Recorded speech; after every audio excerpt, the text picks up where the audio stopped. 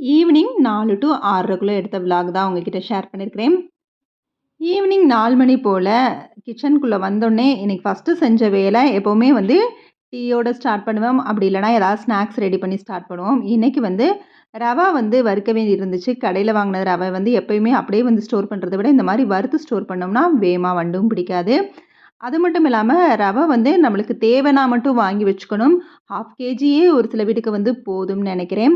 அத தவிர்த்து ரவையில நெறைய ரெசிபி செய்ற மாரி இருந்தோம்னா, நம்ம வந்து இந்த மாரி வாங்கி ஸ்டோர் பண்ணி வச்சுக்கலாம். நான் ரவையில வந்து அதிகமா வந்து உப்புமாலாம் எப்பயுமே வந்து செய்யவே மாட்டேன். ஒன்லி தோசை ரெசிபீஸ் அப்படி இல்லன்னா ரவா கேசரி, அப்படி இல்லன்னா பூரி செய்றப்ப இந்த மாரி ஆட் பண்ணுவேன். அவ்வளோதான். அதனால எனக்கு 1/2 கேஜியே 1 மந்த்துக்கு மேலேயே வந்து போதுமானதா இருக்கும். ஸோ ரவா வந்து வறுத்து முடிச்சுட்டு, அது ஆறுனதுக்கு அப்புறம் தான் கண்டெய்னர்ல வந்து ஸ்டோர் பண்ணுவேன். அதுக்கப்புறம் ஈவினிங் ஸ்நாக்ஸா இன்னைக்கு ராகி கொழா புட்டு தான் ரெடி பண்றேன். ராகி புட்டு வந்து நம்ம எப்படி வந்து அரிசி மாவு புட்டு வைக்கிறோமோ, அந்த மாதிரி தான். நம்ம கன்சிஸ்டன்சி என்ன அப்படின்னா, நம்ம நல்லா வந்து வார்ம் வாட்டர்லேயே வந்து மாவ வந்து போட்டு நல்லா பெசஞ்சு எடுத்து, கொஞ்சம் தேவையான அளவு உப்பும் போட்டுக்கலாம். நம்ம இந்த மாதிரி நல்லா பெசஞ்சு எடுத்ததுக்கப்புறம், நம்ம வந்து புடிக்கிற மாதிரி அதாவது எப்படி வந்து மாவு ரெடி ஆயிருச்சுன்னு கண்டுபிடிக்கிறதுனா, இப்படி புடிக்கிறப்ப நல்லா அந்த கொழக்கட்டை பதத்துக்கு வந்து புடிக்கிற மாரி இருந்தாலே, நம்ம வந்து கரெக்ட்டா வந்து புட்டுக்கு மாவு ரெடி பண்ணியிருக்கோம்னு அர்த்தம். ஸோ அந்த மாதிரி ரெடி பண்ணிட்டு, தேங்காய் பூவையும் ரெடி பண்ணி வச்சுட்டேன். இதுக்கப்புறமா என்னது, இதில வந்து ஸ்டஃப் பண்ணி வச்சிட வேண்டியதான். இந்த கொழா புட்டு வந்து ரொம்பவே வேகமாவே வெந்துரும். ஒரு 15 மினிட்ஸ்குள்ளேயே வந்து நம்ம ரெடி பண்ணி எடுத்துறலாம்.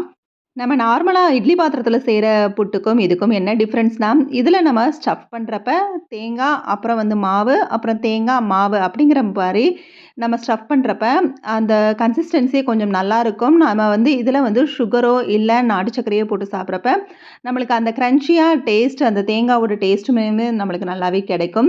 ராகி மாவுமே டேஸ்ட் நம்மளுக்கு நல்லா தான் இருக்கும். அரிசி புட்டு மாவு மாரியே இந்த டேஸ்ட்டுமே கண்டிப்பா குழந்தைங்களுக்கும் பிடிக்கும். இந்த மாதிரி கம்பு கொழா புட்டு, அவல் கொழா புட்டு இந்த மாரி ரெடி பண்ணலாம். ரொம்பவே டேஸ்ட் சூப்பரா இருக்கும். ட்ரை பண்ணி பாருங்க. இதுவரைக்கும் ட்ரை பண்ணது இல்லன்னா. நான் இன்னைக்கு ஒரு 1/4 கிலோ அளவு தான் மாவு வந்து ரெடி பண்ணேன். இதுவே எனக்கு 3 டைம்ஸ் வந்து கொழா புட்டு வந்து ரெடி பண்ண மாரி இருந்துச்சு. ஸோ இந்த அளவுக்கு நம்மளுக்கு கம்மியா இருந்தாலே போதும். இதுவே நம்மளுக்கு 5 பேர் அளவு தாராளமா சாப்பிடலாம். ஸோ வேகமாவே வந்து தண்ணி வந்து பாயில் ஆயிருச்சு. அப்படியே நம்ம ரெடி பண்ண கொழா புட்ட வந்து இதில வந்து ஃபிட் பண்ணிறலாம். அவ்வளோதான். ஒரு 10 நிமிஷத்துல ஸ்டீம் வந்து ரிலீஸ் ஆயிரும். அதுக்கப்புறம் இத எடுத்து கொட்டி நம்மளுக்கு தேவையான இனிப்புக்கு தேவையான நாட்டு சர்க்கரையோ, வெல்லமோ, இல்ல கருப்பட்டியோ, இல்ல சுகரோ வந்து சேர்த்துக்கலாம். நான் இன்னைக்கு வெள்ள சர்க்கரை தான் சேர்த்துருக்கிறேன். ஸோ ஈஸியா, சிம்பிளான ஸ்நாக்ஸ் ரெசிபியும் சொல்லலாம். பிரேக்ஃபாஸ்ட்டாவும் ரெடி பண்ணி சாப்பிட்டுக்கலாம். பிரேக்ஃபாஸ்ட்டா சாப்பிட்றப்ப இதோட வந்து கொஞ்சம் வாழைப்பழம் பெசஞ்சு சாப்பிட்றப்ப இன்னுமே டேஸ்ட் நல்லாயிருக்கும். ட்ரை பண்ணி பாருங்க. சூப்பரா வந்து ரெடி ஆயிருச்சு. இதோட நான் வந்து வெள்ள சக்கரை கலந்து தான் சாப்பிட போறோம். ஈவினிங் ஸ்நாக்ஸ் இந்த மாரி கொஞ்சம் ஹெவியா இருந்தாலே நைட் டின்னர் ரொம்பவே சிம்பிள் ஆக்கிருவோம். ஒண்ணு வாழைப்பழம் அப்படி இல்லன்னா ஏதாவது சிம்பிளா ஒரு சப்பாத்தி, ஒரு தோசை அப்படிங்கிற மாதிரி தான் எங்களோட டின்னர் வந்து இருக்கும். ஸோ சூப்பரா கொழா புட்டு வந்து ரெடி ஆயிருச்சு. பார்க்கவே அந்த ஷேப்பே நம்மளுக்கு வந்து பார்க்க ரொம்பவே அழகா இருக்கும். இந்த மாதிரி காட்டுறப்ப குழந்தைங்களுக்கும் ஏதோ ஒரு டிஃப்ரெண்ட்டா ஒரு ரெசிபி பண்ணியிருக்காங்க அப்படிங்கிற மாரி தோணும். நெறைய பேர் ட்ரை பண்ணியிருப்பீங்க. ட்ரை பண்ணாதவங்க இந்த மாரி ட்ரை பண்ணி பாருங்க. ஸோ ஈவினிங் ஸ்நாக்ஸ் எல்லாம் சாப்பிட்டுட்டு, சுட சுட டீ குடிச்சுட்டு கொஞ்சம் நேரம் ரிலாக்ஸ்டா வந்து உட்காந்தாச்சு. அதுக்கப்புறம் தான் கிச்சன்ல வந்து சின்ன சின்ன வொர்க் இருந்துச்சு. அத வந்து பார்க்க ஆரம்பிச்சேன். இடியாப்பம் ஒரு நாள் வாஷ் பண்ணி வச்சிருந்தது இருந்துச்சு. 2 டேஸ் ஆச்சு. இதில வந்து நம்ம எடுத்து வைக்கிறப்ப ஆயில் அப்ளை பண்ணி தான் வைக்கணும், தேங்காய் எண்ணெய. ஸோ அந்த மாரி வச்சா தான் துரு பிடிக்காது. இந்த இடியாப்ப உரல் எந்த மாரி இடியாப்பத்துக்கு மட்டும் எடுக்கணும்னா, நம்ம அந்த நேரத்திலேயே மாவு அரைச்சு இன்ஸ்டன்ட்டா ஊத்துற இட்லி மாரி ஊத்தி இடியாப்பம் பிழிவோம். அந்த இதுக்கு தான் இது வந்து யூஸ் ஆகும்.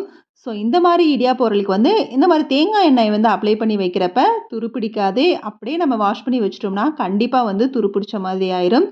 ஸோ நல்லா வந்து ஆயில் அப்ளை பண்ணிட்டு வச்சுட்டு, திருப்பி வந்து அத யூஸ் பண்றப்ப, ஒரு தடவ நல்லா வந்து வாஷ் பண்ணிட்டு அப்புறம் வந்து யூஸ் பண்ணணும். ஏன்னா, ஆயில் அப்ளை பண்ணது இருந்ததுனால, அப்படியே நம்மளால யூஸ் பண்ண முடியாது. ஸோ, அதனால ஃபுல்லா வந்து ஆயில் அப்ளை பண்ணிட்டு அப்புறம் எடுத்து வச்சுட்டேன். இந்த மாரி உரல்ல இடியாப்பம் பிழியறதுக்கு, நார்மலான இட்லி அரிசிய வந்து ஊற வச்சு, இடியாப்பத்துக்கு நல்லா வந்து மாவ வந்து நைஸா அரைச்சுக்கணும். உளுந்து எதுவும் சேர்க்க வேண்டியதில்ல.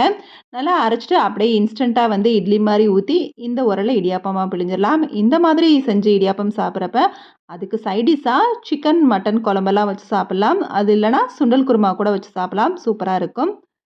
ஸோ இது வந்து எப்படியாவது மந்த்லி ஒன்ஸாவது நாங்க இந்த மாதிரி இடியாப்பம் செஞ்சு சாப்ட்டுருவோம். அப்புறம் கிச்சனுக்காக கொஞ்சம் பேன்ட்ரி ஜார்ஸ்லாம் வந்து வாங்கினேன். இப்பலாம் வந்து அதிகமா வந்து கிராசரி ஐட்டங்கள் ஸ்டோர் பண்ணுறதுக்கு கிளாஸ் கண்டெய்னர்ஸ் தான் யூஸ் பண்ண ஸ்டார்ட் பண்ணிட்டேன். ஸோ கிளாஸ் கண்டெய்னர்ஸை பொறுத்தவரைக்கும் நம்ம சேஃபாக யூஸ் பண்ணுறோம் அப்படின்னா தான் அது வந்து நம்ம வந்து வாங்கணும். அப்படி இல்லை அப்படின்னா கொஞ்சம் ஒரு ஹை குவாலிட்டியாக வந்து பிளாஸ்டிக் கண்டெய்னர்ஸ்லாம் கிடைக்குதா அந்த மாதிரி வந்து வாங்கிக்கலாம். நான் கொஞ்சம் சேஃபாகவே வந்து கண்டெய்னர்ஸ்லாம் யூஸ் பண்ணுவேங்கிறதுக்காக கிளாஸில் கொஞ்சம் கொஞ்சமாக வாங்க ஆரம்பிச்சிட்டேன். இது வந்து பிளாஸ்டிக் தான். ஆனால் வந்து ரொம்பவே வந்து ஹை குவாலிட்டி. பார்த்தா வந்து பிளாஸ்டிக் மாதிரியே தெரியாது. அந்தளவுக்கு வெயிட்டாகவும் இருக்கும். மூடியுமே வந்து பிளாஸ்டிக் கிடையாது. ஸோ இந்த மாதிரி ஹை குவாலிட்டி இது வந்து 1.5 லிட்டர் அளவு ஸ்டோர் பண்ணுற மாதிரி இருக்கும். ஸோ இந்த மாதிரி பிளாஸ்டிக்கில் வந்து 1 மட்டும் தான் வாங்கியிருந்தேன். இது வந்து கிச்சனில் நம்ம வந்து ஸ்பூனெல்லாம் வந்து நிறைய வந்து என்னதான் நம்ம கபோர்டில் வந்து வச்சுருந்தாலும் ரொம்ப வந்து ஸ்ப்ரெட் ஆயிடுது. ஸோ அதுக்காக இந்த கீழே இருக்க பாக்ஸஸ் வந்து வாங்கினேன். இது வந்து பெருங்காயம், பெப்பர் இது போடுறதுக்காக வாங்கியிருக்கிறேன். 2மே வந்து கிளாஸ் தான். ஸோ சேஃபாக யூஸ் பண்ணுவேங்கிறதுக்காக இதையும் வந்து கிளாஸ்லேயே வந்து வாங்கிட்டேன்.